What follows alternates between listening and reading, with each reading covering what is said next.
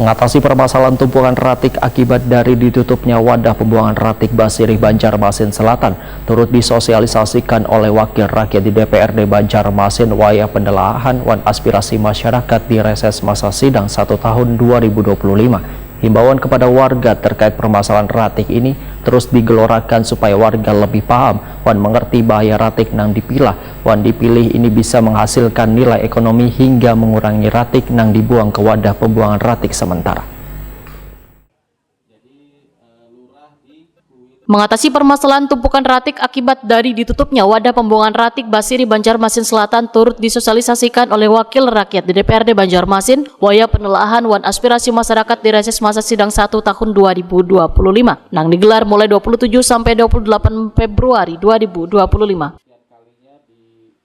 Sebagaimana yang dilakukan Ketua DPRD Banjarmasin Rikfal Fahruri, wayah menggelar reses di Jalan HKSN Komplek Herlina Baru, Kelurahan Kuin Utara, Banjarmasin Utara, kemarin Jumat 28 Februari 2025. Yang kemudian itu kita sahkan bersama untuk mengatur dan menata kota beserta dengan masyarakatnya.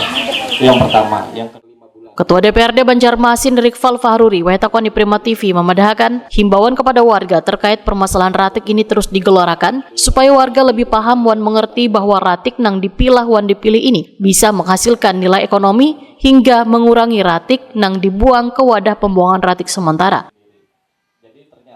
Politisi Partai Golkar ini pun menyatakan dalam menanggulangi masalah ratik, kada hanya menjadi tanggung jawab pemerintah, tapi menjadi tanggung jawab bersama agar kota Seribu Sungai ini terlihat bersih.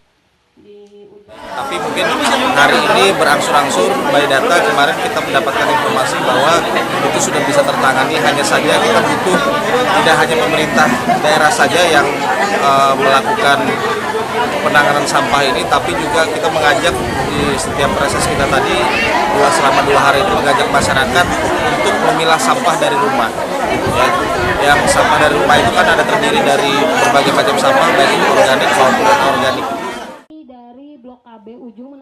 Warga pun sangat menyambut baik adanya sosialisasi tata cara memilah wan memilih ratik ini karena dinilai sangat memberikan manfaat bagi perekonomian keluarga. Jersihin, jadi yang untuk yang plastik itu dilainkan, terus yang gasan organik itu dibuang belain atau dikasihkan ke tetangga yang berisi ternak atau kayak apa kayak gitu. Nah, kalau pian sendiri seperti apa? Sudah mana sampah pian di rumah? Belum lagi. Oke.